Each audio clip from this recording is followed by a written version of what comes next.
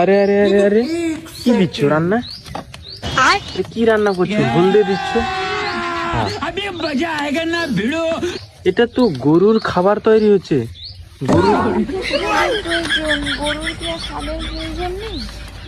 তো গরুর খাবারে তুমি হলদে, লঙ্কা, লবণ, দিতে হবে।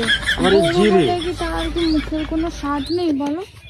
আরো একটু তেল দিয়ে ফুটাতে হতো। আমি ভুলে গেছি তেলটা দিব বলে, আমি ভুলেই গেছি জানো তো, নাহলে একটু তেল দিয়ে ফোটাতে হতো।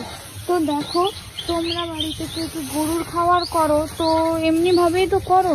তোমরা যখন খাও এই হলুদ গুঁড়ি, লঙ্কা গুঁড়ি, 5 ফোড়ন, তেল দিয়ে পেঁয়াজ রসুন আদা দিয়ে ভালো করে কষে খাও।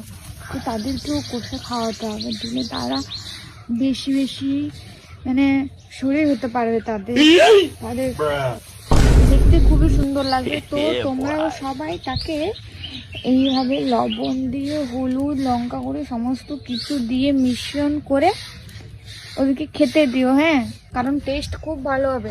মানে টুকটুকি আমার ঘরে গরু আছে, তার জন্য খাবার রান্না করছে। কি দিয়ে দেবো? হলুদ গুঁড়ি, লঙ্কা গুঁড়ি আর লবণ টবণ দিয়ে, মানে মানুষের মতো। মানে গরু কি এইভাবে রান্না করে খায় নাকি? আমরা মানুষেরা টেস্ট খুঁজি, ওদেরও তো টেস্টের প্রয়োজন তো নাকি, ওরাও টেস্ট খোঁজে। কি অবস্থা! গরুর খাবার হলদে গুঁড়ি, লঙ্কা গুঁড়ি আর লবণ দিয়ে হচ্ছে, এটা কি মানা যায়? দেখো কি করতে হয়, হ্যাঁ। এবার এটাকে ভালো করে এমনি করে টুকটুকিকে দেখো